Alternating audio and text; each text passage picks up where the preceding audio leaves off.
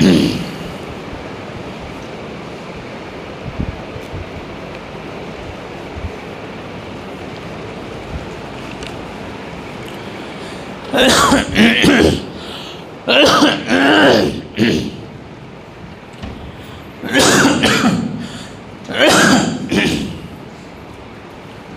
الله الرحمن الرحيم.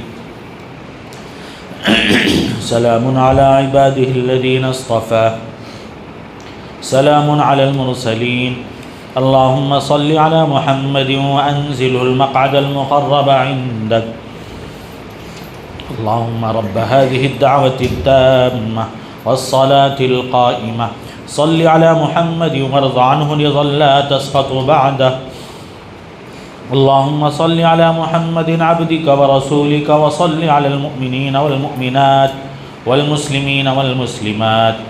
اللهم صل على محمد وعلى آل محمد وبارك على محمد وعلى آل محمد وارحم محمدا وآل محمد كما صليت وباركت وترحمت على إبراهيم وعلى آل إبراهيم إنك حميد مجيد.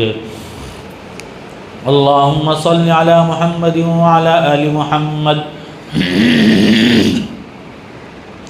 كما صليت على آل إبراهيم إنك حميد مجيد. اللهم بارك على محمد وعلى آل محمد كما باركت على آل إبراهيم إنك حميد مجيد. اللهم صل على محمد وعلى آل محمد كما صليت على آل إبراهيم إنك حميد مجيد. وبارك على محمد وعلى آل محمد كما باركت على آل إبراهيم إنك حميد مجيد. اللهم صل على محمد وعلى آل محمد كما صليت على إبراهيم إنك حميد مجيد. اللهم بارك على محمد وعلى آل محمد كما باركت على إبراهيم إنك حميد مجيد. اللهم صل على محمد وعلى آل محمد كما صليت على إبراهيم وعلى آل إبراهيم إنك حميد مجيد. وبارك على محمد وعلى آل محمد كما باركت على إبراهيم إنك حميد مجيد. اللهم صل على محمد وآل محمد كما صليت على إبراهيم وبارك على محمد وآل محمد كما باركت على آل إبراهيم إنك حميد مجيد.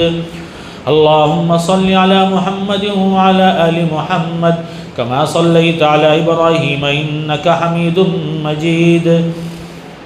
اللهم بارك على محمد وعلى آل محمد كما باركت على إبراهيم كما باركت على آل إبراهيم إنك حميد مجيد. اللهم صل على محمد وآل محمد اللهم صل على محمد وعلى آل محمد كما صليت على آل إبراهيم وبارك على محمد وعلى آل محمد كما باركت على آل إبراهيم في العالمين إنك حميد مجيد.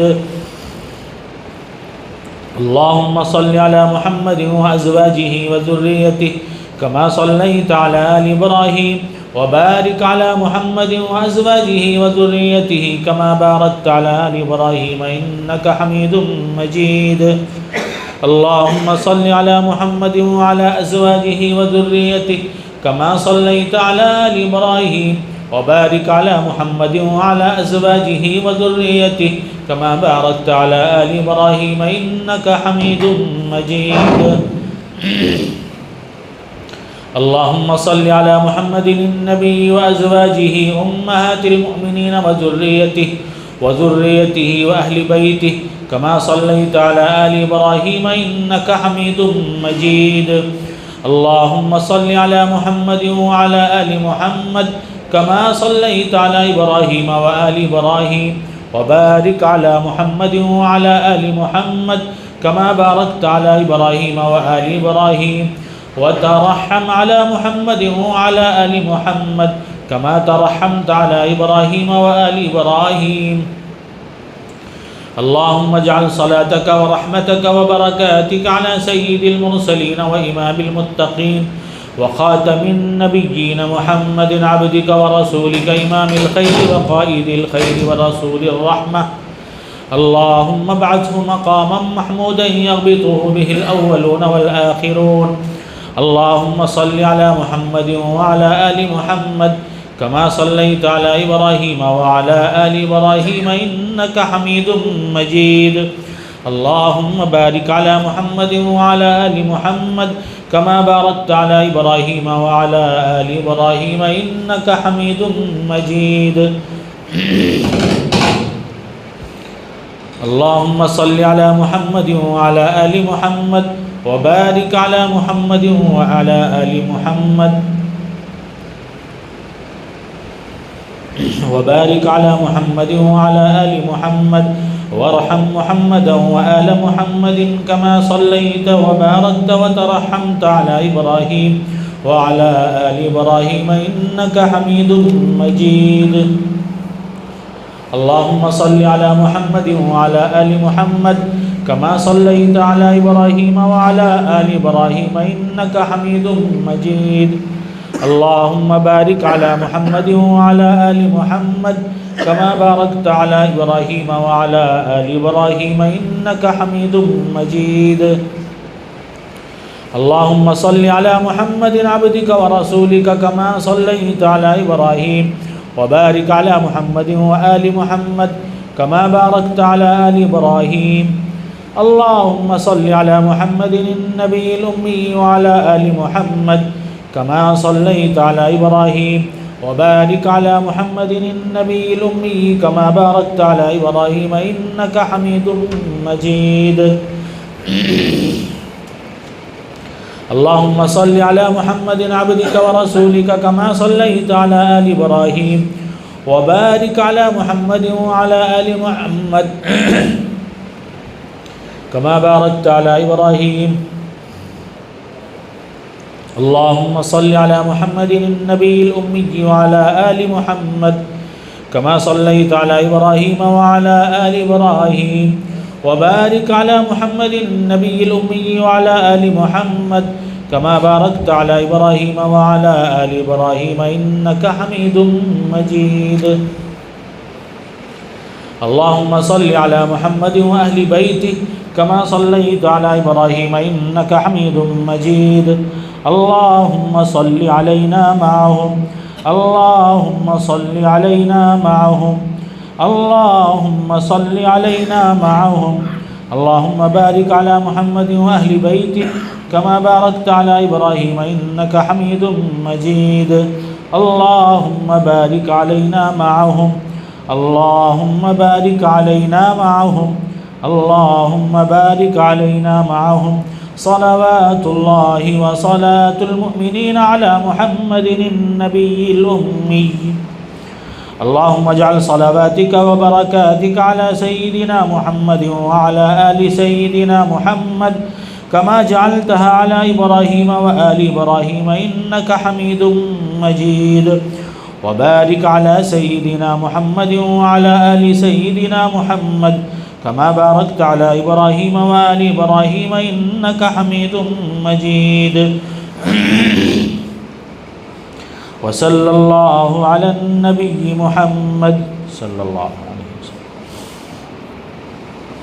التحيات لله والصلوات والطيبات. السلام عليك أيها النبي ورحمة الله وبركاته. السلام علينا وعلى عباد الله الصالحين.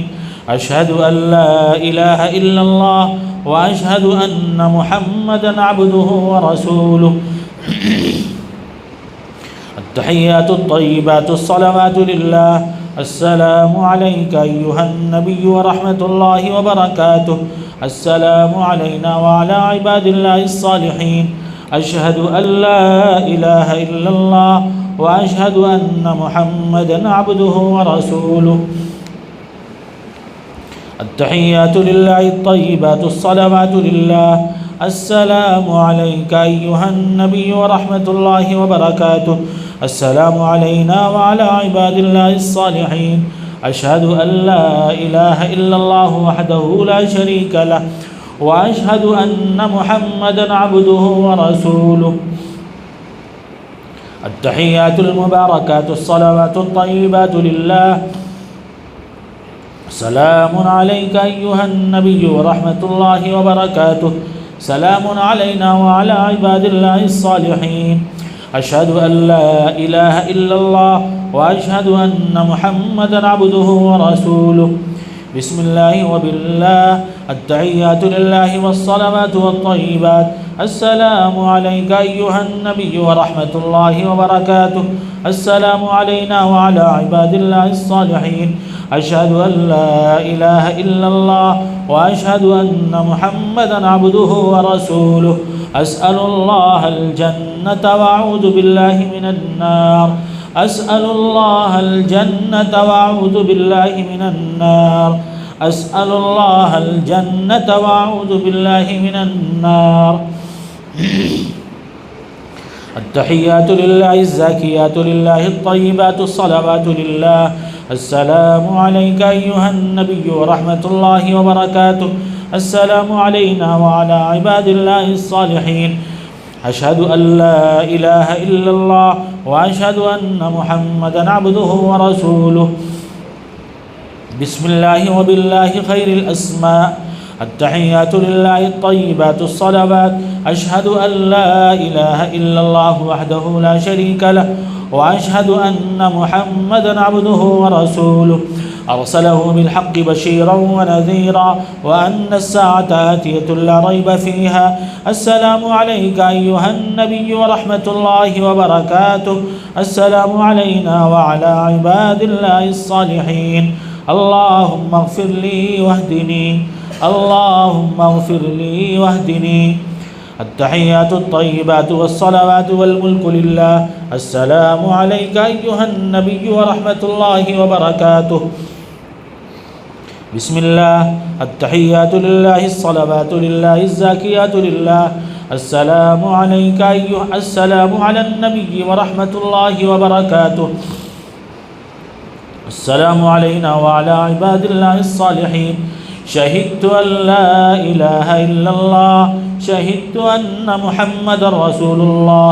التحيات الطيبات الصلوات الزاكيات لله. أشهد أن لا إله إلا الله وحده لا شريك له وأشهد أن محمدا عبده ورسوله. السلام عليك أيها النبي ورحمة الله وبركاته. السلام علينا وعلى عباد الله الصالحين. التحيات الطيبات الصلوات الزاكيات لله. أشهد أن لا إله إلا الله وحده لا شريك له وأن محمدا عبد الله ورسوله. السلام عليك أيها النبي ورحمة الله وبركاته. السلام علينا وعلى عباد الله الصالحين. التحيات الصلوات لله. السلام عليك أيها النبي ورحمة الله وبركاته. السلام علينا وعلى عباد الله الصالحين. أشهد أن لا إله إلا الله وأن محمدا عبده ورسوله. التحيات لله الصلوات الطيبات. السلام عليك أيها النبي ورحمة الله وبركاته. السلام علينا وعلى عباد الله الصالحين. أشهد أن لا إله إلا الله وأشهد أن محمدا عبده ورسوله. التحيات المباركات الصلوات الطيبات لله. السلام عليك أيها النبي ورحمة الله وبركاته. السلام علينا وعلى عباد الله الصالحين. أشهد أن لا إله إلا الله وأشهد أن محمدا رسول الله. بسم الله والسلام على رسول الله. بسم الله الرحمن الرحيم. الحمد لله نحمده ونستعينه ونستغفره ونؤمن به ونتوكل عليه ونعوذ بالله من شرور أنفسنا ومن سيئات أعمالنا. ونعوذ بالله من شرور أنفسنا ومن سيئات أعمالنا من يهده الله فلا مضل له ومن يضلله فلا هادي له ونشهد أن لا إله إلا الله وحده لا شريك له ونشهد أن سيدنا ومولانا محمدا عبده ورسوله أما بعد فأعوذ بالله من الشيطان الرجيم بسم الله الرحمن الرحيم سبحانك لا علم لنا إلا ما علمتنا إنك أنت العليم الحكيم وقال تعالى ذكر فإن الذكرى تنفع المؤمنين وقال تعالى ومن يطع الله ورسوله فقد فاز فوزا عظيما وقال تعالى لقد كان لكم في رسول الله أسوة حسنة صدق الله العظيم وقال رسول الله صلى الله عليه وسلم إن أعظم النكاح بركة أيسره مؤونة وقال عليه الصلاة والسلام من تمسك بسنتي عند فساد أمتي فله أجر 100 شهيد او كما قال علیہ الصلاۃ والسلام۔ بزرگوں اور دوستوں، بارہا یہ بات میں نے عرض کیا ہے کہ ہم حضرت والد صاحب نور اللہ مرقدہ کے خطبات بیانات کے جو مجموعات ہیں وہ مجلس میں پڑھتے ہیں، الحمدللہ دوستوں کو نفع بھی ہوتا ہے۔ اس سے پہلے مجلس میں حضرت کی باتیں سنائی گئی۔ ایک صاحب نے پونا سے فون کیا، کہنے لگے مفتی صاحب ایسا لگ رہا تھا کہ سب باتیں ہمارے لیے کہی جا رہی ہیں۔ میں نے کہا بھائی یہ حضرت کی باتیں تھیں، اس میں ہمارا اپنا کوئی کمال نہیں۔ بزرگوں کے ملفوظات، بزرگوں کے مواعظ سنانے کے 2 فائدے ہوتے ہیں۔ ایک تو اس کا ثواب ان کو پہنچتا ہے، دوسرے ان کے اخلاص کا نفع ہمیں اور آپ کو ملتا ہے۔ ایک تیسری بات ان کے فون سے سمجھ میں آ گئی کہ انسان وعظ و نصیحت جب کرتا ہے، وعظ و تقریر کرتا ہے تو خود اپنے اندر بڑائی پیدا ہوتی ہے۔ وہ سمجھتا ہے کہ میں بہت بڑا مقرر ہوں، میں بہت بڑا واعظ ہوں، لیکن جب اللہ والوں کی باتیں کہی جاتی ہیں، سنائی جاتی ہیں تو دل میں یہ بات ہی نہیں آتی کہ ہم نے تو کوئی تقریر کیا ہی نہیں ہے، ہم نے تو وعظ و نصیحت کیا ہی نہیں، جو کچھ ہے وہ اللہ والوں کی بات تھی، وہ سنائی گئی۔ تو عجب کی جو بیماری، ایک روحانی بیماری جو انسان کے دل میں پیدا ہوتی ہے وہ ختم ہو جاتی ہے۔ ایک صاحب کے پاس کچھ لوگ گئے کہ بھائی اللہ والے کی کتاب سنا دیا کریے، تو چونکہ بعض لوگوں کو بڑا ناز غرور ہوتا ہے، 2-4 لوگوں نے اگر کچھ تعریف اور واہ واہ کر دیا تو سمجھتے ہیں کہ ہم بہت بڑے مقرر ہو گئے اور ہماری وعظ و تقریر ہی سے سب کچھ ہوتا ہے۔ تو کہنے لگے فلانے نے کہا ہے کہ تم بہت بڑے مچے ہوئے مقرر نظر آتے ہو۔ تو یہ سب باتیں کیوں پیدا ہوتی ہیں دوستوں بزرگوں؟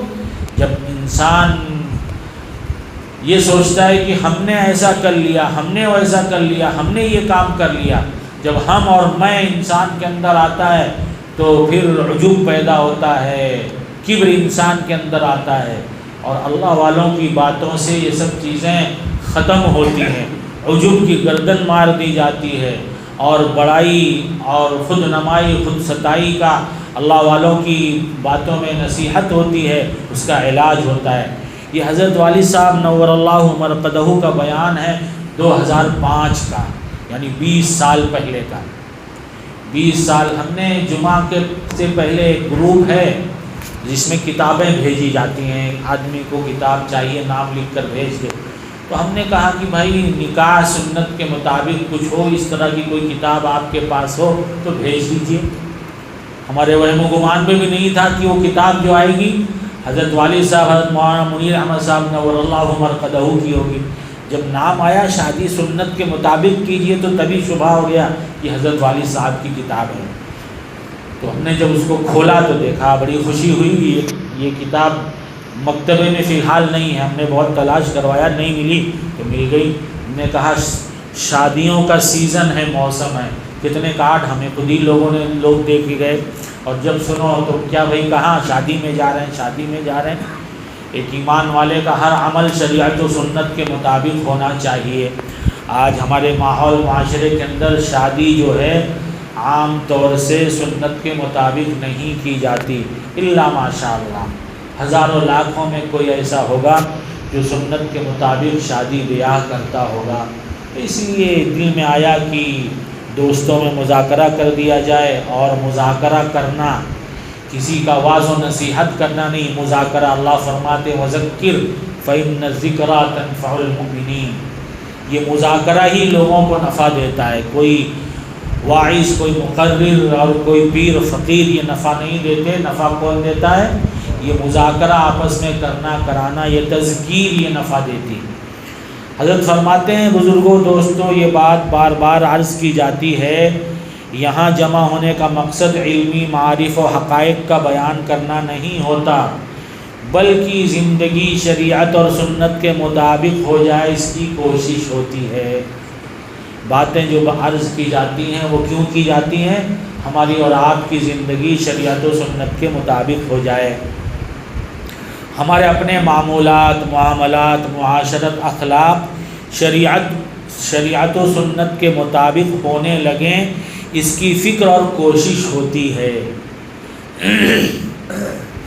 حضرت فرماتے ہیں اللہ ان بندوں کو بہت جزائے خیر عطا فرمائیں جو اس لائن میں کوشش کرتے ہیں، محنت کرتے ہیں، اپنی اصلاح بھی کرتے ہیں، ظاہر و باطن کی فکریں کرتے ہیں، تو پھر اللہ پاک ان کو نفع بھی دیتے ہیں۔ جب انسان فکر مند ہوتا ہے تو اللہ نفع دیتے ہیں، نفع اللہ ہی دیتے ہیں۔ جو آدمی فکر کرتا ہے، کوشش کرتا ہے تو کامیابی بھی پاتا ہے۔ عربی کا مقولہ ہے من جد وجد، کوشش کرنے والا اپنی منزل تک پہنچ ہی جاتا ہے، پا ہی لیتا ہے۔ جس چیز کے لیے کوشش محنت کرتا ہے وہ چیز اسے مل جاتی ہے۔ اب اگر ہم اللہ کے حاصل کرنے کی کوشش محنت کریں، اللہ کو پانے کے لیے، اللہ تک پہنچنے کے لیے محنت کوشش کریں، ہم اللہ تک پہنچ جائیں گے۔ دنیا حاصل کرنے کے لیے محنت کوشش کریں تو دیکھیے دنیا حاصل کرنے کے لیے جو محنت کوشش کرنے والے لوگ ہیں انہیں دنیا مل جاتی ہے۔ ہم یہ کوشش کریں کہ شریعت و سنت ہماری زندگی میں شامل ہو جائے، ہماری زندگی کے تمام مراحل اور موڑ میں ہم شریعت و سنت کے متبع بن جائیں، اس بات کی کوشش اور فکر کرنے والے بنیں گے تو انشاءاللہ یہ چیز بھی حاصل ہو جائے گی۔ کہتے ہیں اللہ پاک عمل کرنے والے کو بدلہ ضرور عطا فرماتے ہیں۔ ارشاد ہے ان اللہ لا یضیع اجر المحسنین، اللہ تعالیٰ کسی کا اجر ضائع نہیں فرماتے۔ فرماتے ہیں حضرت فرما رہے ہیں اس وقت چونکہ مجلس میں جس وقت حضرت کا یہ بیان ہوا 2005 میں کالینہ جامع مسجد میں، بہت سے علماء کرام بھی ہیں اور ماشاءاللہ مفتی حضرات بھی تشریف فرما ہیں، اس لیے نکاح کے سلسلہ میں تھوڑی تفصیل عرض کرنے کا ارادہ ہے، کیونکہ اس معاملہ میں آج بڑے حالات سامنے آتے ہیں دوستو۔ بسا اوقات آدمی کے جذبات تو صحیح ہوتے ہیں، دین کے مطابق آدمی عمل کرنا چاہتا ہے، لیکن علم صحیح نہ ہونے کی وجہ سے عمل صحیح نہیں کرتا۔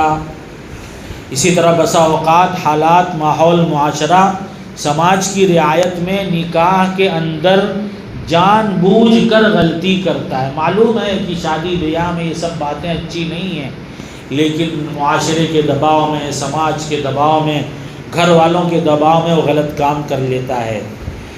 اسی طرح آدمی نماز کے مسائل تو علماء کرام سے پوچھ لیتا ہے، روزہ میں شبہ ہو گیا تو پوچھ لیتا ہے، لیکن معاملات کیسے ہوں، معاشرت کیسی ہو، شادی بیاہ کیسے کرنا چاہیے، ان امور میں شریعت کا حکم شاید ہی کوئی پوچھتا ہو۔ یہاں انسان منمانی کرتا ہے، شریعت کی اتباع نہیں کرتا۔ یہاں انسان کیا ہے، معاشرہ سماج کی رعایت کرتا ہے، نفس کی خواہشات کی رعایت کرتا ہے۔ شادی بیاہ کے سلسلے میں مسئلہ مسائل پوچھنے کوئی بہت کم لوگ آتے ہیں، بہت کم لوگ آتے ہیں۔ آدمی اپنے تئیں کچھ باتیں طے کر لیتا ہے، طے کر کے سمجھتا ہے ہم نے صحیح کر لیا، حالانکہ دیکھا دیکھی، رسم و رواج کی وجہ سے اس میں غلطی کرتا ہے۔ اس لیے بہت سارے علماء کرام بھی موجود ہیں، ان کے سامنے اس بارے میں بات ہوگی۔ اگر کچھ غلطی ہوگی تو ہماری بھی اصلاح ہو جائے گی۔ بڑوں کی بڑی باتیں ہوتی ہیں، ہم چھوٹے بھائیوں کا حال کیا ہے، ہم سمجھتے ہیں ہم جو کچھ کہہ رہے ہیں اس میں کوئی غلط ہو ہی نہیں سکتا، ہماری باتیں کیا ہیں؟ پتھر کی لکیر ہیں، ہم نے جو کہہ دیا بس وہی صحیح۔ لیکن جو ہمارے بڑے ہوتے ہیں وہ کیا ہوتے ہیں؟ وہ اپنے آپ کو یہ نہیں کہتے کہ ہم نے جو کہا وہی صحیح۔ حضرت کیا فرما رہے ہیں؟ یہ بات ہم اس لیے علماء کرام مفتیان اعظام کے درمیان کہہ رہے ہیں کہ اگر ہمارے کہنے سننے میں کچھ غلط ہو جائے، غلطی ہو جائے تو علماء ہماری اصلاح کر دیں گے۔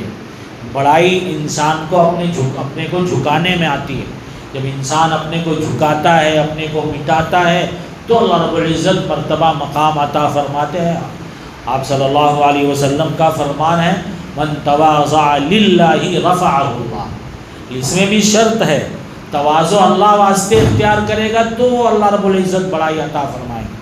اور اگر تواضع اس لیے اختیار کیا کہ لوگ باغ کہیں کہ ماشاءاللہ بڑا متواضع شخص ہے، اپنے آپ کو بہت مٹائے ہوا ہے، تو پھر یہ چیز للہ کی شرط ہے۔ ہر عمل میں للہ کی شرط ہے۔ ہم کوئی بھی عمل کر رہے ہوں، کسی بھی لائن میں محنت مشقت برداشت کر رہے ہیں، اللہ کے لیے، اللہ کو راضی کرنے کے لیے وہ عمل ہم کر رہے ہیں تو پھر نفع ملے گا، اللہ اس کی برکت عطا فرمائیں گے۔ اور اگر نام و نمود کے لیے، لوگوں میں عزت حاصل کرنے کے لیے، لوگوں میں شہرت حاصل کرنے کے لیے کر رہا ہے تو پھر یہ شرط نہیں، پھر اس پر یہ اجر ملے نہ ملے ایسا اس کی کوئی گارنٹی نہیں ہے۔ اللہ فرماتے ہیں کہ جو اللہ واسطے جھکتا ہے اللہ اس کو مرتبہ مقام بڑھا دیتے ہیں۔ دوستو اللہ تعالیٰ ارشاد فرماتے ہیں لقد کان لکم فی رسول اللہ اسوۃ حسنہ۔ حضرت محمد الرسول اللہ صلی اللہ علیہ وسلم کی ساری زندگی بہترین نمونہ ہے، ہمارے لیے اسوہ یعنی بہترین نمونہ ہے۔ آپ کی ذات عالی ہمارے لیے آئیڈیل ہیں۔ اللہ پاک جس کو بہترین نمونہ فرمائے، سوچنے کی بات ہے وہ کیسا عمدہ نمونہ ہوگا۔ ہمارا دوست، ہمارا عزیز قریب کسی چیز کو لے بڑی اچھی چیز ہے، بڑی اچھی چیز ہے، ہم یقین کر لیتے ہیں کہ ہاں بھائی ہمارے دوست نے کہا ہے۔ حضرت فرما رہے ہیں اللہ جس کو کہیں وہ بہترین ہے تو پھر اس سے عمدہ کچھ ہو ہی نہیں سکتا۔ تو آپ صلی اللہ علیہ وسلم کے بارے میں کیا فرمایا؟ تمہارے لیے بہترین نمونہ اور آئیڈیل آپ صلی اللہ علیہ وسلم ہے۔ اب ہمیں کسی اور کو اپنا آئیڈیل بنانے کی ضرورت نہیں، ہمیں اب کسی اور کی ذات میں نمونہ تلاش کرنے کی ضرورت نہیں۔ آج افسوس صد افسوس مسلمان رسول اللہ صلی اللہ علیہ وسلم کو چھوڑ کر ایرو غیرو نتھو خیرو میں نمونہ آئیڈیل تلاش کر رہا ہے۔ کسی نے ناچنے گانے والیوں والوں کو اپنا آئیڈیل بنا لیا، کسی نے کھیلنے والوں کھلاڑیوں کو اپنا آئیڈیل نمونہ بنا دیا، اور کسی نے کسی اور فیلڈ والوں کو اپنا نمونہ بنا لیا۔ اگر آج ہم مسلمانوں نے اپنا نمونہ اور آئیڈیل نہیں بنایا ہے تو رسول اللہ صلی اللہ علیہ وسلم کی ذات عالی کو اپنا آئیڈیل اور نمونہ نہیں بنایا۔ وہی وجہ ہے کہ آج دنیا میں ہم ذلیل و خوار ہو رہے ہیں۔ صحابہ کرام نے اپنا آئیڈیل نمونہ رسول اللہ صلی اللہ علیہ وسلم کو بنایا تھا، اللہ نے دنیا میں کیا عزت اور مرتبہ اور مقام دیا، دیکھ لیجیے۔ دوستو اب جو شخص اس بہترین نمونہ کو اپنی زندگی میں اختیار کرے گا وہ بھی اللہ والا اور اللہ کا پیارا بن جائے گا۔ وہ کیا بن جائے گا؟ اللہ والا ہو جائے گا، اللہ کا پیارا بن جائے گا، زندگی اس کی اچھی ہو جائے گی۔ اور جو شخص اس محبوب و بہترین نمونہ کو چھوڑ دے گا اللہ تعالیٰ کے ہاں اس کا عمل قبول نہ ہوگا۔ ظاہر میں اس کے اندر چاہے کیسی بھی ٹیپ ٹاپ ہو، بظاہر کتنا ہی اچھا نظر کیوں نہ آ رہا ہو، لیکن وہ نمونہ جب اگر اس نے چھوڑ دیا تو اللہ کے ہاں قبول نہیں ہوگا۔ اچھا نظر آتا ہو لیکن اللہ کا پسندیدہ و بہترین نمونہ اگر آدمی چھوڑ دے گا تو اللہ کے ہاں عمل قبول نہیں ہوگا، یہ یاد رکھنا چاہیے۔ فرماتے ہیں چاہے نماز ہو، ارشاد فرمایا صلو کما رأیتمونی اصلی، یعنی میری جیسی میری نماز ہے ویسی نماز پڑھو۔ نماز منمانی میں نہیں پڑھو، نماز میں منمانی نہیں کرے انسان، وہ نماز مقبول نہ ہوگی جو آپ صلی اللہ علیہ وسلم کی اتباع کے مطابق نہ پڑھا ہوگا انسان نے۔ اس لیے دوستو زندگی کی ہر لائن میں آپ صلی اللہ علیہ وسلم نے جو نمونہ بتا دیا ہے اسی کے مطابق ہم کو عمل کرنا چاہیے۔ فرماتے ہیں یہاں ایک بات سنو، جو باتیں آقا مولا حضور پاک صلی اللہ علیہ وسلم کی شان اقدس کے ارفع کے منافی نہیں تھیں، وہ بات آپ صلی اللہ علیہ وسلم سے کرائی گئی، جو عمل ایسا تھا کہ آپ اس عمل کی وجہ سے آپ کے مرتبہ اور مقام کے اندر کچھ کمی اور کچھ گراوٹ نہیں ہو سکتی تھی۔ اللہ رب العزت نے وہ تمام کام رسول اللہ صلی اللہ علیہ وسلم سے کرائے، کیوں؟ تاکہ امت کو نمونہ مل جائے۔ مثلا ایک مرتبہ جہاد سے واپسی ہو رہی تھی، آپ صلی اللہ علیہ وسلم کا ایک جگہ قیام ہوا، صحابہ کرام رضی اللہ تعالیٰ عنہم پیلو توڑ رہے تھے، پیلو کا پھل۔ حضرت محمد الرسول اللہ صلی اللہ علیہ وسلم نے ارشاد فرمایا کالے کالے توڑو، وہ میٹھے ہوتے ہیں۔ تو صحابہ کرام رضوان اللہ تعالیٰ علیہ مجمعین نے پوچھا یا رسول اللہ صلی اللہ علیہ وسلم آپ کو کیسے پتہ، آپ کو کیسے معلوم کہ کالے کالے میٹھے ہوتے ہیں؟ تو حضور پاک صلی اللہ علیہ وسلم نے ارشاد فرمایا میں نے مکہ والوں کی بکریاں اجرت مزدوری پر چرائی ہیں۔ میں نے کیا ہے؟ مکہ والوں کی بکریاں اجرت پر مزدوری پر چرائی، اور ظاہر ہے بکریاں جنگلوں میں چرائی جاتی ہیں، تو وہاں پہ یہ پھل تھے تو وہ بھی ہم نے توڑ کے چکھا کھایا ہے، تو تجربے سے پتہ چلا کہ کیا کالے والے میٹھے ہوتے ہیں۔ تو دیکھو دوستو، یہ حیات پاک میں مزدور کے لیے نمونہ ہوا۔ کوئی مزدوری کہیں کسی کے وہاں مزدوری کر رہا ہے تو آپ صلی اللہ علیہ وسلم کی زندگی مبارکہ اس مزدور کے لیے بھی نمونہ عمل ہے۔ ایک صحابی ایمان لاتے ہیں، کسی نے کہا یہ فلاں صحابی ہیں، یہ فلاں صاحب ہیں، رسول اللہ صلی اللہ علیہ وسلم نے ارشاد فرمایا یہ ہمارے شریک تجارت رہ چکے ہیں، یعنی پارٹنر رہ چکے ہیں۔ یہ کیا ہیں؟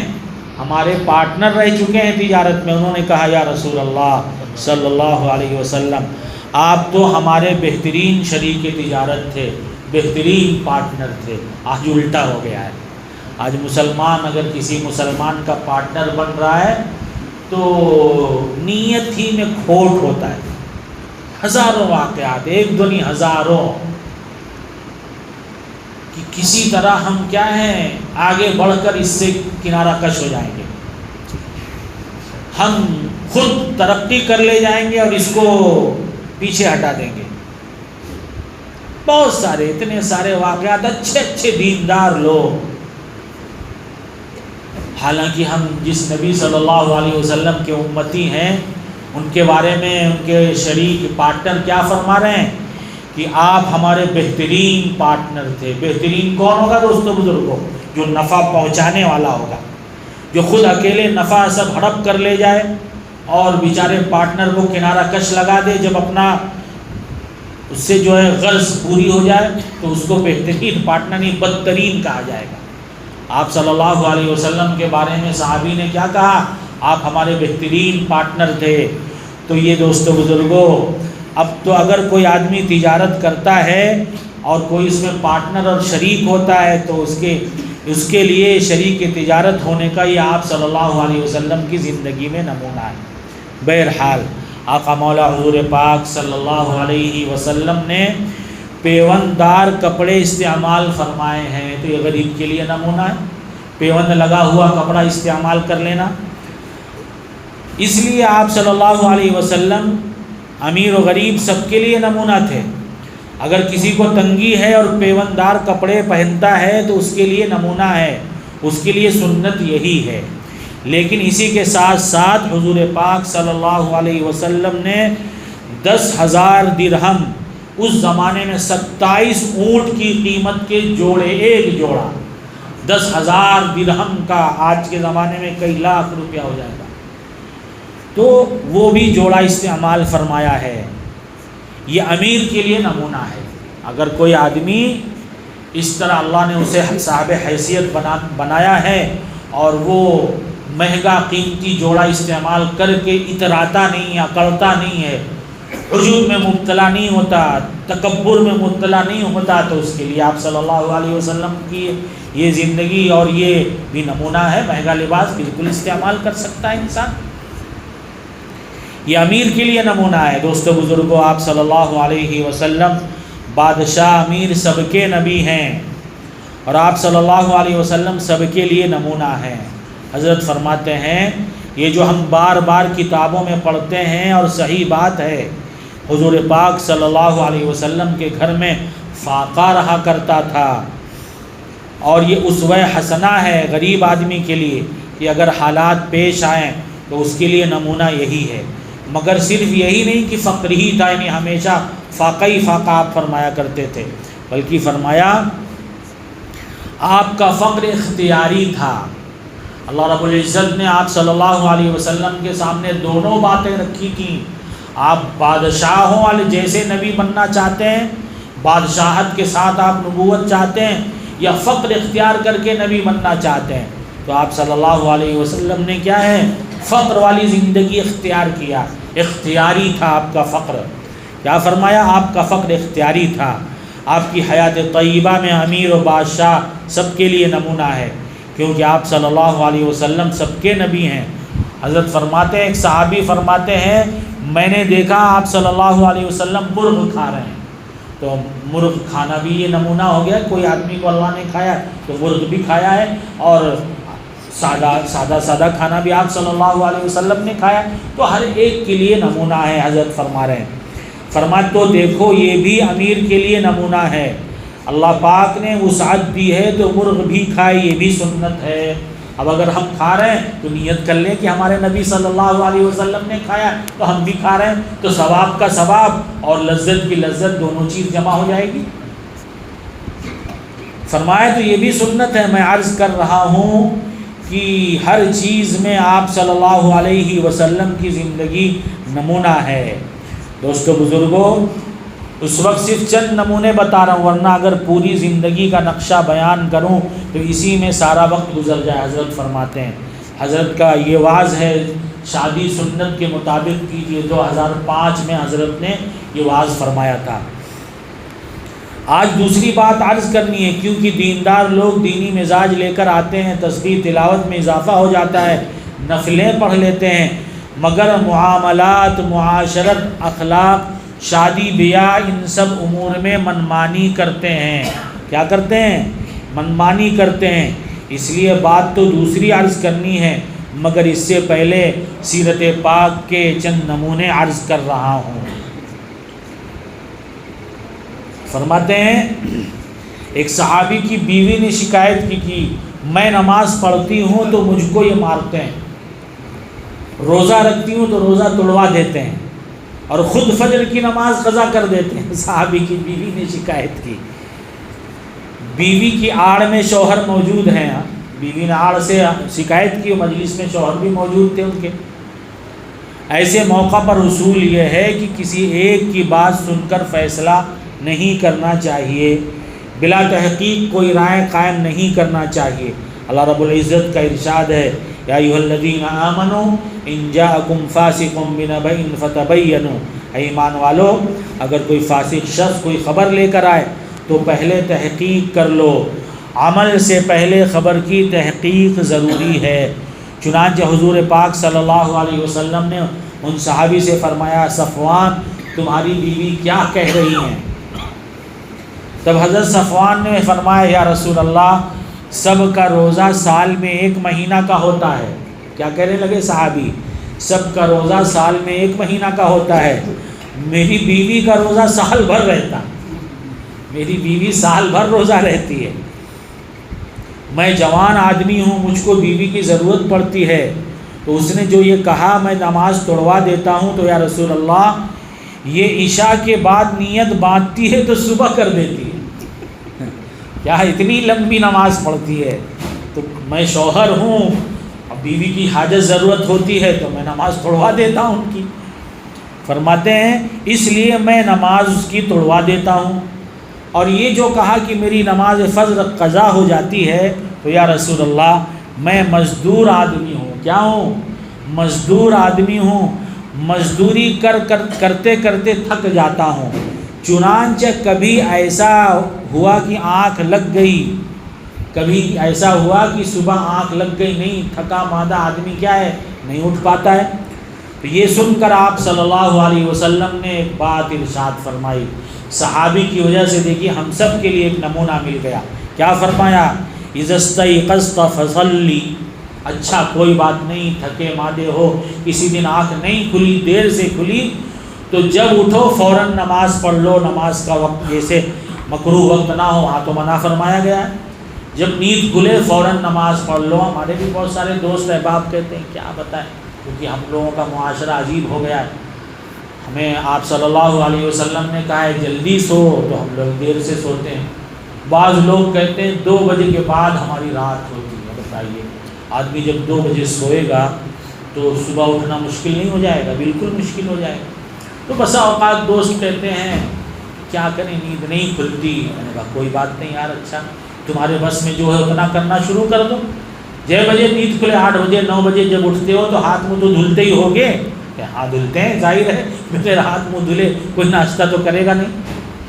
ہم نے کہا جب ہاتھ منہ دھلتے ہو تو ایسا کرو پورا وضو کر لیا کرو، اسی وقت پورا وضو کر لو، اور ناشتہ کرنے سے پہلے نماز فجر کی قضا کر لو۔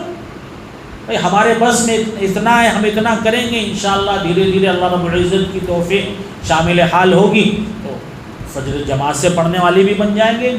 حضرت بارہ فرمایا کرتے تھے، پرانے لوگوں نے سنا ہوگا کہ فرمایا کہ دیکھو بھائی صبح نہیں اٹھ سکتے ہو تو عشاء کے بعد 2-4 رکعت نماز تہجد کی نیت سے پڑھ لے۔ یہ ہمارے اختیار میں، صبح اٹھنا ٹھیک ہمارے اختیار میں نہیں ہے۔ بہت سارے لوگ ہوتے ہیں الارم کا الارم بجتا چلا جا رہا ہے پھر بھی نیند نہیں کھلتی۔ عجیب ہے، اللہ نے الگ الگ سب کا مزاج بنایا ہے۔ کوئی ہے کہ تھوڑا سا کھٹکاؤ فوراً نیند کھل جاتی ہے۔ تو صبح عشاء کے بعد 2-4 رکعت نماز تہجد کی نیت سے پڑھ لینا یہ ہمارے اختیار میں، تو ہم وہ کرنے والے بن جائیں۔ جب ہم اپنے اختیار میں جو چیز ہے وہ کرنے والے بنیں گے تو انشاءاللہ اللہ رب العزت ہمیں کیا ہے، صبح تہجد کے وقت بھی اٹھانے والے بن جائیں گے انشاءاللہ اس کی برکت سے۔ تو وہی فرمایا، کیا فرمایا رسول اللہ صلی اللہ علیہ وسلم نے کہ اچھا کوئی بات نہیں، نیند لگ جاتی نہیں اٹھ پاتے ہو تو دیکھو اسے اذا استيقظت فصلی، جب اٹھو فوراً نماز پڑھ لیا کرو۔ صفوان جب اٹھو تو فوراً قضا پڑھ لیا کرو۔ دوستو اس سے معلوم ہوا ایک ہی آدمی کی بات سن کر فیصلہ نہیں کرنا چاہیے۔ بہرحال دوستو بزرگوں، شادی بیاہ کے سلسلے میں بات عرض کی جا رہی ہے۔ شادی بیاہ کا موسم اور سیزن ہے۔ عام طور سے ہمارے ماحول معاشرے میں شادی بیاہ میں آپ صلی اللہ علیہ وسلم کی اتباع سنت کا اختیار ہم لوگ نہیں کرتے، اس میں معاشرہ سماج کی رعایت کرتے ہیں۔ فرمایا دیکھو میں تو نمونہ عمل بتا رہا تھا کہ حضور پاک صلی اللہ علیہ وسلم نے ہر جگہ نمونہ پیش کیا ہے۔ آپ صلی اللہ علیہ وسلم بیٹیوں کے باپ بھی تھے، بیویوں کے شوہر تھے، نواسوں کے نانا بھی تھے، ہر ایک کے لیے نمونہ پیش کیا۔ آج شادی بیاہ میں حدود کی رعایت نہیں کی جاتی، آدمی رسم و رواج معاشرہ سماج کو دیکھتا ہے، مسئلہ نہیں پوچھتا مولانا شادی کیسے کریں۔ آج ہم سب لوگ یہاں دین کے لیے جمع ہوتے ہیں، اس لیے طے کریں کہ انشاءاللہ جو سنیں گے عمل کریں گے انشاءاللہ۔ اللہ تعالیٰ سے دعا بھی مانگے کہ اللہ تعالیٰ عمل کرنا آسان فرمائے۔ بیٹا مخالف ہوگا، بیوی خلاف ہو جائے گی، لوگ منہ پھلا لیں گے کہ کیا کریں، لوگ نہیں مانتے۔ یہ سب باتیں سوچنا، اللہ اور رسول کی خوشی ناراضگی کی پرواہ نہ کرنا بہت سخت بات ہے۔ عام طور سے جب کہیں بات کی جائے، سمجھایا جائے تو کہتے ہیں کیا کریں، بیوی نہیں مانتی، یہی جواب ہوتا ہے لوگوں کا۔ ہم بھی چاہتے ہیں کہ سنت کے مطابق یہ سب کام کریں، لیکن کیا کریں، بیوی نہیں مانتی۔ میں ایک بات پوچھتا ہوں اپنے دوستوں سے، مرد تم ہو یا تمہاری بیوی ہے؟ دنیا کے کسی کا کوئی کام ہو تو وہاں ہماری مردانگی بہت جوش مار دیتی، وہاں تو ہم مرد بن جاتے ہیں، لیکن دین کے سلسلے میں ہماری مردانگی چھپ جاتی ہے۔ اب وہ بیویوں کا آڑ اور سہارا لینا شروع کر دیتے ہیں۔ عورتوں کی آڑ اور سہارا لینا یہ مردانگی کے خلاف ہے۔ بھائی ان کو سمجھائے بجھائے، جیسے دنیا کا سب کام سمجھا بجھا کر کام ہم کر لیتے ہیں۔ ہم جمعہ میں کبھی پچھلے سال یا کب ہم نے کوئی بات کی، الحمدللہ ہم تشکیل کرتے ہیں جماعت والوں کی طرف۔ ہم نے کہا بھائی ہمارے جماعت کے احباب جماعت کے لیے تشکیل کرتے ہیں، ہم سنت کے مطابق کون شادی بیاہ کرے گا ہم اس کی تشکیل کر رہے ہیں، ہاتھ اٹھائیے۔ تو بہت سارے دوستوں نے ہاتھ اٹھایا. ایک بار ہم راستے میں چلے جا رہے تھے, ایک نوجوان نے آواز دی امام صاحب امام صاحب. ہم نے کہا کیا بات ہے بھائی خیریت؟ کہنے لگا آپ کو ہمارے گھر چلنا پڑے گا. ہم نے کہا خیریت بھائی کیا بات ہے اچانک سے؟ وہ اصل میں بات ہے ہم نے جمعہ میں ہاتھ اٹھایا ہے. میں کہا بہت اچھا اللہ برکت دے. تو کہنے لگے ذرا اہلیہ کو بھی سمجھانا. ہم نے کہا بالکل اس نیک کام میں ہم بالکل چلیں گے, تمہاری بیوی کو بھی سمجھائیں گے انشاءاللہ. تو دوستوں بزرگوں پیار محبت سے دنیا کا ہر کام ہم نکال لیتے ہیں. وہ دل کی ہم سے زیادہ نرم ہوتی ہے. اگر ہم ان کو آخرت اللہ کی پکڑ خوف ڈر ان کو سمجھائیں اس انداز میں, انشاءاللہ وہ بھی مانیں گے. آخر وہ بھی تو ایمان والی ہیں, ہم اکیلے ایمان والے نہیں, وہ بھی ایمان والی ہیں. لیکن چونکہ ہمارے دل میں خود چور ہوتا ہے, نہیں ہمیں تو منگنی کرنا ہے. کیا کرنا ہے؟ منگنی کرنا ہے. دھوم دھام سے اتنی بڑی منگنی کرتے ہیں کہ ایک منگنی میں کئی غریبوں کی شادیاں ہو جائیں. شریعت میں کہیں منگنی کا کوئی تصور ہے دوستوں بزرگوں؟ کہیں نہیں. آپ صلی اللہ علیہ وسلم نے 11 نکاح فرمائے, کہیں منگنی کی آپ صلی اللہ علیہ وسلم نے. بیٹیوں کے 4 بیٹیوں کے نکاح فرمائے, آپ نے اپنی بیٹیوں کی منگنی کی کرائی نہیں کی کرائی. لیکن چونکہ ہمیں کیا ہوتا ہے, لوگوں کو دکھانا ہوتا ہے اور لوگوں اور سماج معاشرے میں اپنا نام اونچی کرنا مقصد ہوتا ہے, تو دھوم دھڑاکے سے منگنی کرتے ہیں. منگنی کا شریعت میں کوئی تصور نہیں ہے. منگنی تو بڑا عجیب لفظ ہے, مانگنے کو کہا جاتا ہے. گاؤں دیہات میں پرانے, اب تو معاشرہ ذرا وہ ہو گیا, لوگ باغ کبھی کہتے تھے کچھ ضرورت پیش آتی, جیسے کھیت وغیرہ میں کام کرنے کے جو اوزار ہوتے ہیں کسی کے پاس اتفاق سے نہیں ہے تو کہتے ہیں جاؤ ذرا منگنی مانگ لاؤ. کیا کہتے تھے؟ یو پی کے لوگ وہ سمجھ رہے ہوں گے کہ وہ لوگ جو اپنے وہاں نہیں ہو استعمال کی چیز استعمال کر کے واپس کرنے والی چیز, تو لوگ کہتے تھے جاؤ ذرا منگنی مانگ لاؤ, یعنی مانگنے کو منگنی کہا جاتا تھا. تو یہ ہم منگنی کرتے ہیں, بھکاری لوگ ہیں ایسے لوگ جو مانگتے ہیں, اور اس میں مانگتے بھی یہ چاہیے وہ چاہیے وہ فلاں چاہیے. فقیر ہو, اتنے فقیر ہو تو جمعہ کے دن باہر نماز کے ہوتی ہے, لوگ کھڑے ہو جاؤ اللہ واسطے ہمیں اپنے بیٹے کی شادی کرنا ہے, ہمارے پاس حیثیت نہیں ہے, ہم لڑکی والوں سے نہیں مانگنا چاہتے, آپ لوگوں سے مانگ رہے ہیں, اللہ واسطے دیتے جاؤ. دیکھیے دیں گے انشاءاللہ اللہ کے بندے. وہاں تو ہمیں شرم آتی, عزت چلی جائے گی. اور ایک بیچارہ مجبور بے بس بے کس باپ سے مانگتے ہوئے تمہاری غیرت زندہ نہیں ہوتی کیا؟ تم نے اپنے بیٹے کو پالا, اس نے اپنی بیٹی کو نہیں پالا ہے. تم سے زیادہ ناز و نعام میں پالا ہوگا اپنی بیٹی کو جیسا تم اپنے بیٹے کو پال رہے ہو. لیکن افسوس افسوس, غیروں کے معاشرے, غیروں کے ساتھ رہتے جلتے, یہ غیر اسلام غیر مذہب کے لوگوں کو دیکھا ہم نے, ان کی شادی بیاہ ایسی ہو رہی ہے تو ہم نے بھی وہی سب چیز اپنے میں شامل کر لیا. دوستو بزرگوں, شادی کو سادی بنائیں, آسان بنائیں. ہم بزرگوں سے دعائیں لینے کے لیے 1000 2000 کلومیٹر دور سے اللہ والوں کو بلاتے ہیں. کیوں؟ ہمارے بیٹے کا نکاح فلاں بزرگ پڑھائیں گے. ہمارے بیٹے کا نکاح کون پڑھائے گا دوستو بزرگوں؟ وہ فلاں بزرگ پڑھائیں گے. کیوں؟ تاکہ وہ اللہ والے ہیں, ان کی دعا مل جائے, برکت مل جائے گی. حضرت بارہا کیا فرمایا کرتے تھے دوستو بزرگوں؟ برکت ہمیشہ برکت والے عمل سے ملتی ہے. برکت ہمیشہ برکت والے عمل سے ملتی. شادی بیاہ میں ہم برکت والا عمل نہیں اختیار کریں گے, کسی بڑے سے بڑے بزرگ کتب ابدال کو بلا لیجیے, نہیں برکت ملے گی آپ کو. آقا مولا محمد رسول اللہ صلی اللہ علیہ وسلم نے 1450 سال پہلے آپ کو, ان لوگوں کو جو سادگی کے ساتھ شادی کرتے ہیں, برکت کی دعا دے دی ہے. ان لوگوں کو برکت کی دعا دے دی ہے. آپ سے بڑھ کر نہ کوئی ہوا ہے نہ ہوگا. کوئی اگر برکت چاہتا ہے اپنے بیٹے کی شادی میں, بیٹے کے نکاح میں, تو رسول اللہ صلی اللہ علیہ وسلم کی اگر دعا لے گا تو برکت ملے گی, نہیں لے گا تو نہیں ملے گی. آپ نے کیا ارشاد فرمایا؟ ان اعظم النکاح برکۃ ایسرہ مؤونہ. بابرکتی نکاح کون سا ہے؟ یعنی گویا حضور فرما رہے ہیں اللہ اس نکاح میں برکت عطا فرمائیے گا جو سادگی کے ساتھ کیا جائے.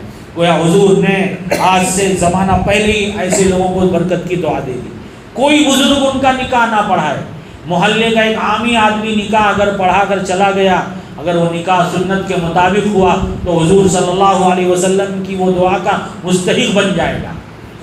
اور بڑے سے بڑے بزرگ کو آپ بلا لیجئے ہندوستان کے کسی بھی کونے سے یا دنیا کے کسی بھی کونے سے، لیکن اگر نکاح شادی آپ سنت کے مطابق سادگی کے ساتھ نہیں کر رہے ہیں تو پھر آپ کے اس نکاح میں برکت نہیں ہوگی.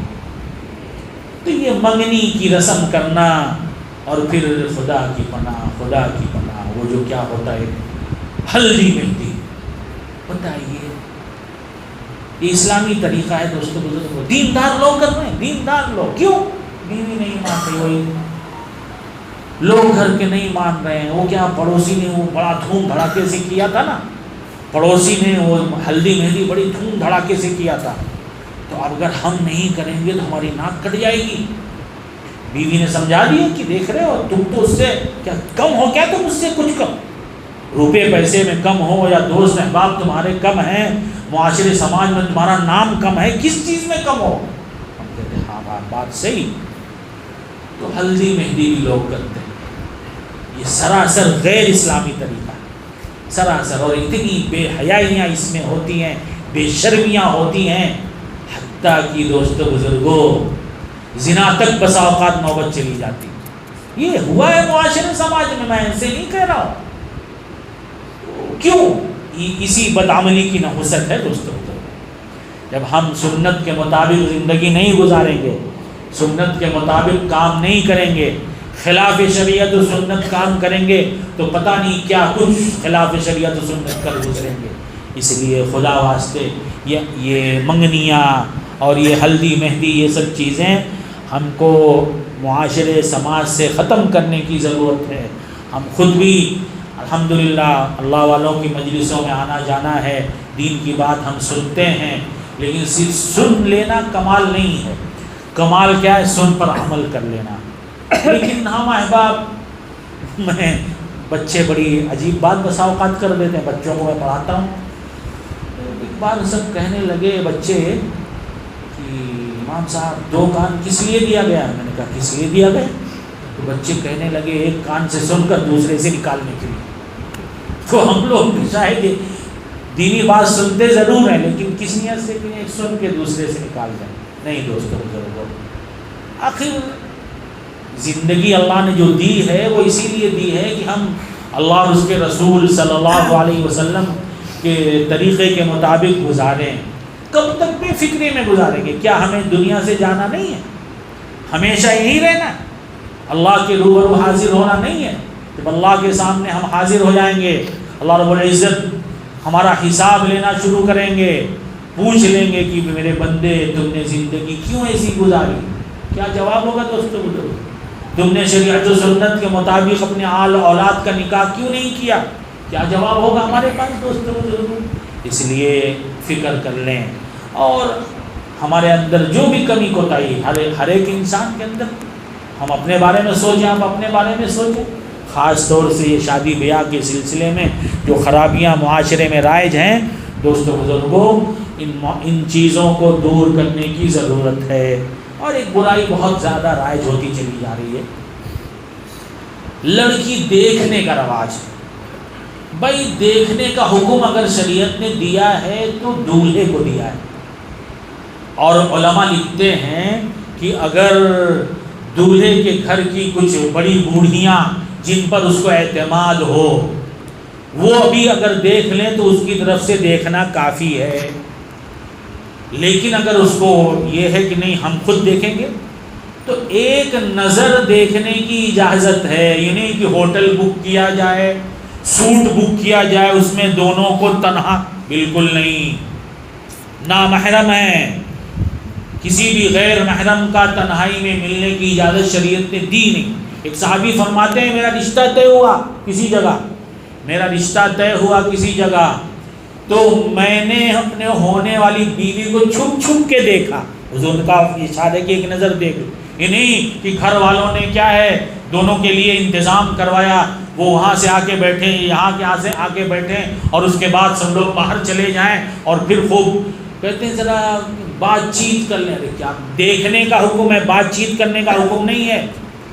تو ایک نظر اگر ہم نے کہیں بھی دیکھ لیا تو پھر گھر کی بڑی بوڑھیوں کو پوری فوج کے ساتھ لے جانا اور پھر انچ ٹیپ لے کر ناپنا، یہ دیکھنا. حتیٰ کہ ہماری مائیں بہنیں، اللہ ان کو صحیح سمجھ دے، کسی کی عزت کی حفاظت کی ان کو توفیق دے، آنکھ کے اندر کا سفیدی اور لالی تک دیکھتی. بتائیے. اور میں نے واقعہ سنایا تھا، پڑوس کے ملک کا کوئی بچی نوجوان بیچاری، اس نے کوشش کی، خودکشی کی کوشش کی. اس نے ڈاکٹر نے جس سے اس کا علاج ہوا، علاج معالجے سے جب افاقہ ہو گیا تو اس نے سمجھایا، بہن کیوں اپنی زندگی سے کھلواڑ کر رہی ہو؟ اللہ نے ایک مرتبہ زندگی دی ہے، اس کی قدر کرو. اس نے جو جواب دیا وہ سنانا مقصد ہے. کہنے لگی بات اصل میں یہ ہے کہ میرا نکاح، شادی جب طے ہوتی ہے تو لوگ باغ دیکھنے آتے ہیں اور دیکھ کر ریجیکٹ کر دیتے ہیں. اتنی بار میں ریجیکٹ ہوئی ہوں کہ میرا دل اب اچاٹ ہو گیا ہے. کیوں؟ کیونکہ بیٹی ریجیکٹ کی جاتی ہے نا تو ماں باپ کے دل پر آری چلتی ہے، ان کی راتوں کی نیند اڑ جاتی ہے. ان سے پوچھیے زندگی پھر ان کے لیے کتنی بوجھل ہو جاتی ہے. بسا اوقات بعض باپ بیچارے وہ بھی یہ سوچتے ہیں کہ کاش یہ زندگی میری ختم ہو جاتی، یہ بوجھ تو نہ جھیلنا پڑتا. تو کہنے لگی مجھ کو اپنے ماں باپ کی راتوں کی آہ و کرا نہیں سنی گئی، تو میں نے سوچا میں خود کو ختم کر لوں، نہ میں رہوں گی نہ ان پر کیا ہے بوجھ رہے گا. تو دوستو بزرگوں، یہ بھی جو ایک عجیب معاشرے کے اندر ایک وبا پھیل گئی، وبا ہے، وبا سے بھی بڑھ کر دیکھنے کا رواج. کیا دیکھنا ہے؟ زمانہ اتنا ترقی کر گیا ہے. فوٹو آپ منگا لیجئے، آپ کو فوٹو سمجھ میں آ رہا ہے تب جائیے بات چیت آگے بڑھانے کے لیے. لیکن کسی کی عزت سے کھلواڑ تو نہ کریے. آپ نے فوٹو نہیں پسند نہیں، چلتے ہیں ایک بار چلتے ہیں. کیوں چلتے ہیں؟ کیا کہیں، ایسا لگتا ہے کہ گھروں میں کھانے نہیں ملتا، کھانا ٹوٹ پڑنے کے لیے جا رہے ہیں. بھائی تمہارے یہاں 2 وقت کا کھانا نہیں نصیب ہے تمہیں، فضول میں کسی کا برباد کرنے جا رہے ہو. معلوم ہے پہلے سے طے کہ نہیں ہمیں پسند نہیں ہے، بس خالی وہ فارمیلٹی نبھانے جا رہے ہیں. یہ سب خدا واسطے نہیں کریے. ویسے ہی قوم کی بچیاں دیکھ لیجئے غیروں کے ساتھ جا رہی ہیں، غیروں کا ہاتھ تھام رہی. اسی وجہ یہ بھی بہت سارے اسباب میں سے ایک سبب یہ بھی ہے کہ شادی بیاہ ہم نے مشکل بنا دیا ہے، غیروں نے بہلایا پھسلایا. کیوں شادی نہیں ہو رہی تھی؟ کہ کہیں حضرت نے غالباً واقعہ سنایا تھا، شادی نہیں ہو رہی تھی. کیوں؟ جہیز کی وجہ سے.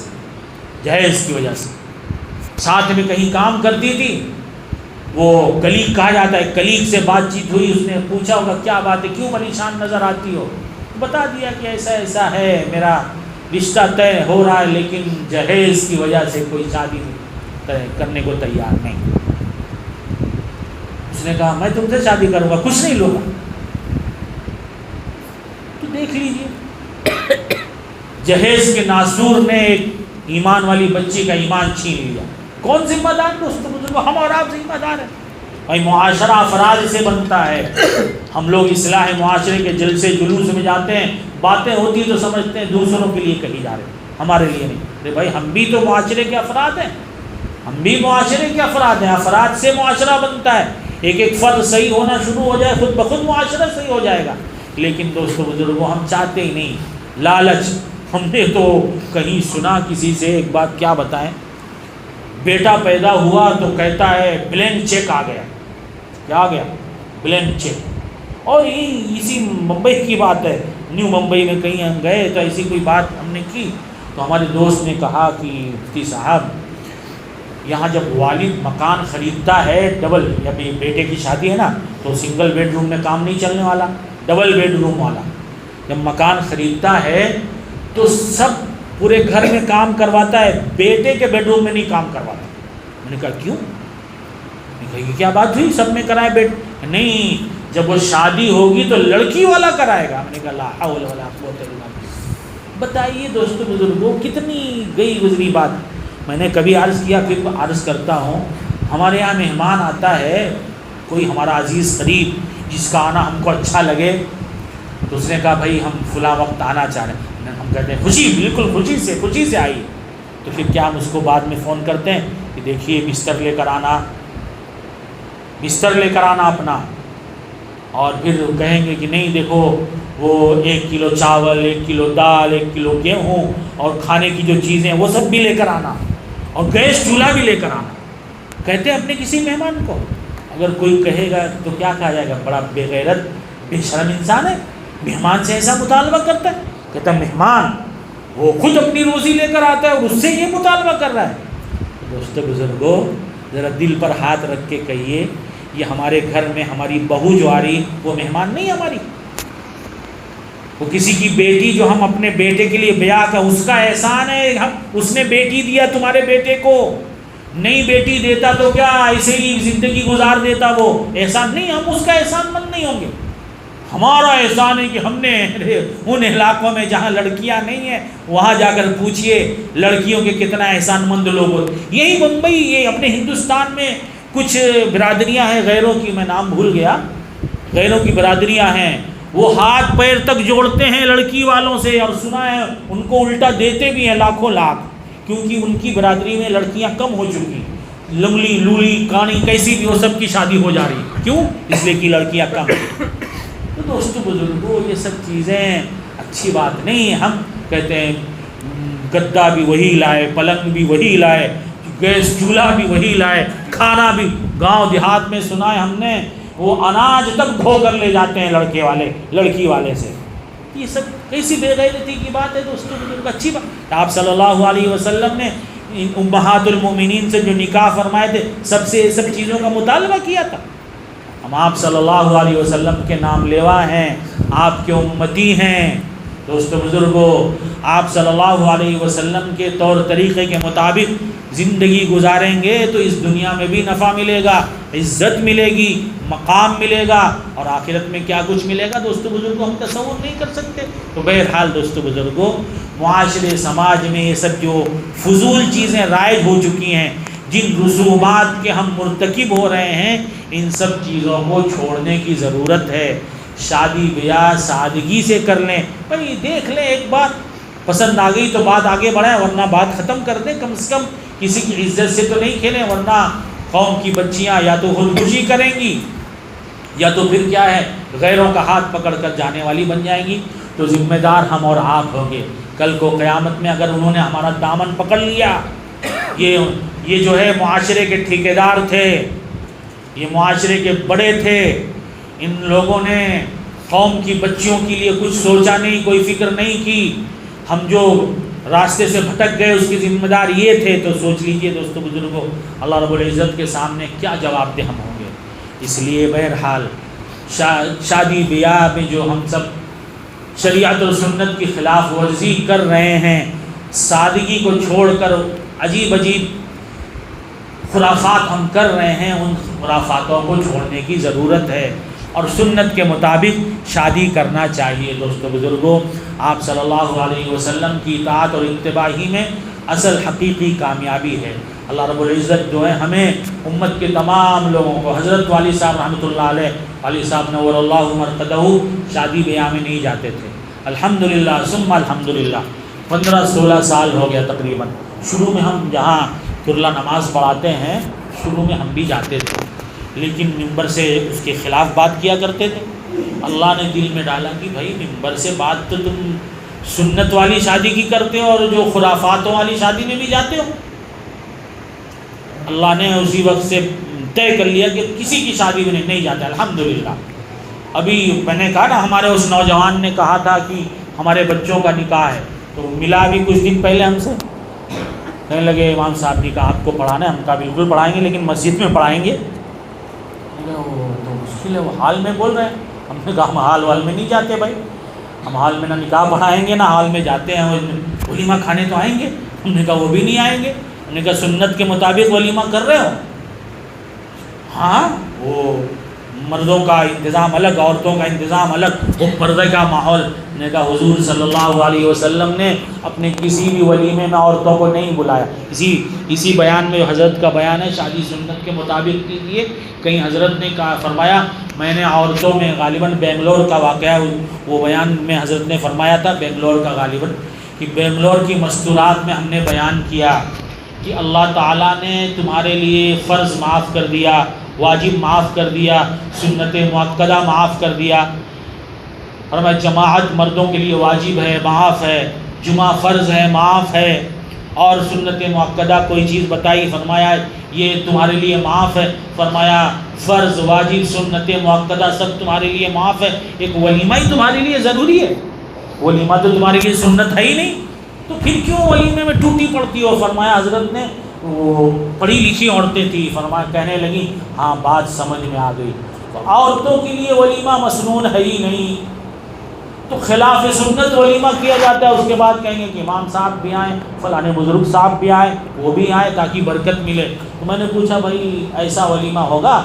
نہیں، عورتوں کے بغیر ولیمہ کہاں ہوتا ہے، مردوں سے زیادہ عورتیں۔ اور عجیب بات مجھے پتہ چلی، پہلے نہیں پتہ تھا دوستوں بزرگوں، عورتیں کھانے جاتی تھیلی میں لے کر جاتی، میں نے کہا یہ کس لیے؟ تو پتہ چلا جو چھوٹے چھوٹے بچے ساتھ میں جاتے ہیں وہ جو اسٹارٹر وغیرہ نہیں کھاتے ہیں وہ رکھ لیتی ہیں۔ یہ بات یاد رکھیے، یہ جو دعوت دی جاتی ہے آپ کو وہاں کھانے کے لیے دی جاتی، لے جانے کے لیے نہیں دی جاتی، یہ جائز نہیں ہے۔ اگر ہماری گھر کی مستورات بھی ایسا کرتی ہوں تو ان کو منع کر دیجئے، یہ جائز نہیں ہے۔ تو اولاً تو ان کے لیے ولیمہ ہے ہی نہیں، صرف مردوں کے لیے۔ آپ صلی اللہ علیہ وسلم نے جو سب سے بڑا اہم ولیمہ حضرت زینب رضی اللہ تعالی عنہا کے نکاح پر فرمایا، جس میں گوشت روٹی کھلائی تھی، اس ولیمے میں بھی آپ صلی اللہ علیہ وسلم نے مدینہ پاک کی عورتوں کو یعنی صحابیات کو نہیں بلایا تھا، حالانکہ پردہ کی آیت نازل نہیں ہوئی تھی اس وقت، پردہ کی آیت بھی اس وقت نازل نہیں ہوئی تھی، پھر بھی نہیں بلایا گیا تھا۔ تو اب تو بے پردگی کا یہ حال ہے دوستو بزرگوں، عورتوں کے لیے ولیمہ کہاں کیسے سنت؟ میں نے کہا بھائی جس ولیمے میں عورتیں آئیں میں وہاں نہیں جاتا ہوں، کتنا بھی پردہ آپ لگوا لو، کیونکہ وہ سنت نہیں۔ ابھی کل پرسوں فون یہ سابو والا ابراہیم بھائی سابو والا کا فون آیا، بیٹے کا نکاح ہے، فلاں دن ولیمہ ہے۔ میں نے کہا بھائی کون سا ولیمہ ہے، مردوں والا یا عورتوں والا؟ نہیں نہیں نہیں، صرف مردوں والا ہے، ہمارے حال میں عورتیں آتی ہی نہیں۔ میں نے کہا ہاں یہ سنت والا ہے، اس میں انشاءاللہ میں ضرور آؤں گا۔ تو بہرحال ہم اور آپ کو بھی شادی بیاہ میں سنت کو اختیار کرنا چاہیے، اسی میں دنیا کی فلاح کامیابی بھی ہمارا ہے اور آخرت کی بھی کامیابی ہے۔ اللہ رب العزت عمل کی توفیق عطا فرمائے۔ الحمدللہ رب العالمین والصلاة والسلام علی سید الانبیاء والمرسلین وعلی آلہ الطیبین الطاہرین۔ اللہم صلی وسلم علی سیدنا مولانا محمد وعلی آل سیدنا مولانا محمد وبارک وسلم۔ اے اللہ کہنے سننے میں اخلاص عطا فرما، عمل کی توفیق عطا فرما، عمل کی توفیق عطا فرما، واعظ بے عمل ہونے سے ہماری حفاظت فرما، واعظ بے عمل ہونے سے ہماری حفاظت فرما۔ اے کریم شریعت و سنت کے مطابق زندگی گزارنے کی توفیق عطا فرما، امت کو خصوصاً شادی بیاہ میں شریعت و سنت اختیار کرنے کی توفیق عطا فرما، سادگی کے ساتھ امت کو شادی بیاہ کرنے کی توفیق عطا فرما۔ آپ صلی اللہ علیہ وسلم کی زندگی مبارکہ کو ہمیں اپنے لیے آئیڈیل اور نمونہ بنانے کی توفیق عطا فرما۔ اے کریم آقا ہمیں اپنے مخلص بندوں میں شامل فرما، اپنے مخلص بندوں میں شامل فرما، اپنے مقبولین محبوبین بندوں میں شامل فرما۔ اے کریم آقا ہم سب سے راضی ہو جائیے، اپنی رضا والے اعمال کی توفیق عطا فرمائیے، ناراضگی نافرمانی والے اعمال سے ہم سب کی حفاظت فرمائیے۔ اے اللہ ہماری نسلوں کی ان احباب کی کامل اصلاح فرما دیجئے۔ اے کریم آقا اصلاح فرمانے کے فیصلے فرما دیجئے، جو دل آپ کو پسند ہے وہ دل عطا فرما دیجئے، جو زندگی آپ کو پسند ہے وہ زندگی عطا فرما دیجئے، بندگی کرنا جس طرح آپ کو پسند ہے اس طرح بندگی کرنے کی توفیق عطا فرما دیجئے۔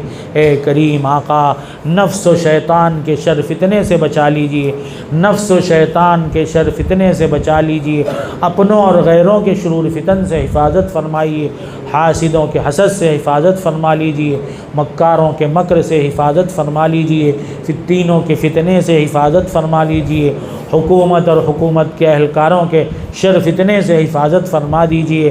اے کریم آقا آقا ہمارے نسلوں کی پوری امت کی دین ایمان کی حفاظت فرمائیے، پوری امت کی دین ایمان کی حفاظت فرمائیے، عزت آبرو کی حفاظت فرمائیے، جان مال کی حفاظت فرما دیجیے، امت کی بہن بیٹیوں کی ایمان کی حفاظت فرمائیے، امت کی بہن بیٹیوں کی ایمان کی حفاظت فرما لیجیے، ہمیں اپنے نسلوں کی حفاظت کی فکر کی توفیق عطا فرمائیے، اپنے نسلوں کے دین ایمان کی حفاظت کی فکر کی توفیق عطا فرما دیجیے۔ اے کریم آقا ہم سب کے حال پر رحم فرما دیجیے، کرم فرما دیجیے، فضل فرما دیجیے۔ اے کریم ہماری ان احباب کی پوری امت کی جو بھی دینی دنیاوی چھوٹی بڑی ضروریات ہیں، جائز حاجات، جائز مقاصد، جائز تمنائیں، جائز آرزوئیں ہیں، اے کریم آقا ہماری پوری امت کی حاضرین مجلس کی تمام جائز حاجات پوری فرمائیے، تمام جائز مقاصد پورے فرما دیجیے، جائز تمنائیں، جائز آرزوئیں پوری فرما دیجیے،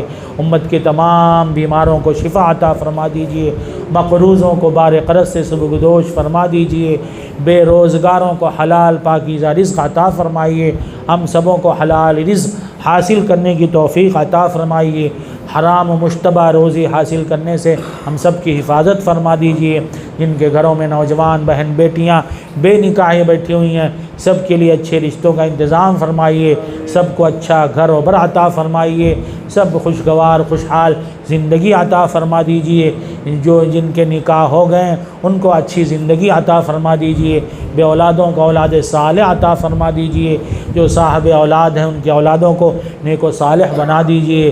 اے کریم آقا جو بے گھر کر دیے گئے ہیں، جن کے پاس مکان نہیں ہے یا مکانات تنگ ہیں، اے کریم کہیں بھی پورے عالم میں امت مسلمہ کے جو افراد مکان کے سلسلے میں پریشان حال ہیں سب کو اچھا کشادہ برکت والا مکان عطا فرما دیجیے۔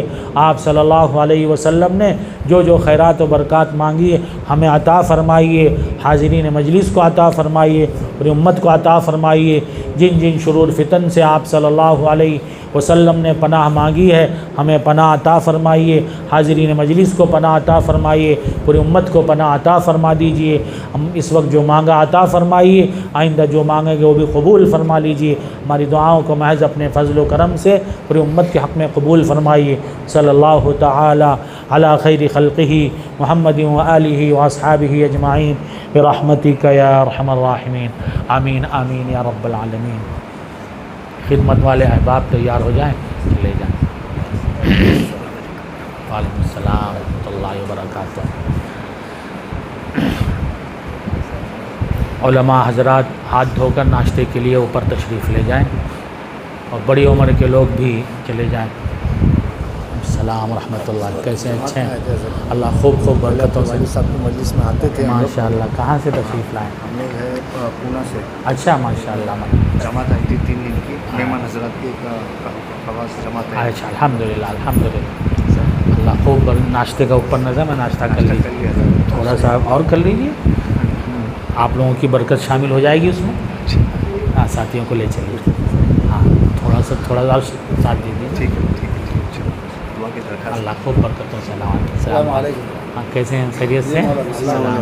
الحمدللہ الحمدللہ الحمدللہ۔ السلام علیکم، کیسے ہیں؟ اچھے ہیں؟ السلام ورحمۃ اللہ، اللہ خیر عافیت فرمائے، برکت دے۔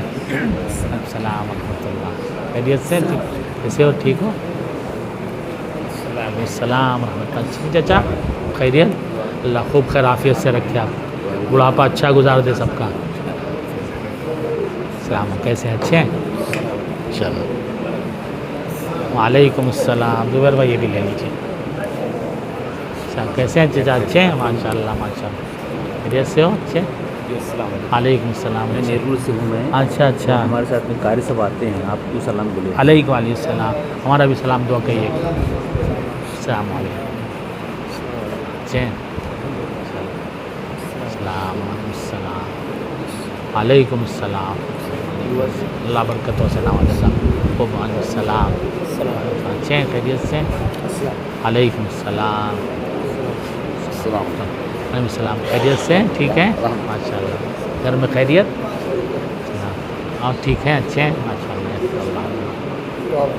اللہ راضی ہو جائے ہم سب سے، رضا والے اعمال کی توفیق دے۔ آپ سے بھی درخواست ہے۔ السلام علیکم. اور محفوظ بھائی کیسے ہیں؟ سب ٹھیک ہے؟ کہاں وہیں شاکی ناکہ میں؟ السلام علیکم. اچھے ہو؟ خیریت؟ سب ٹھیک ہے؟ السلام علیکم.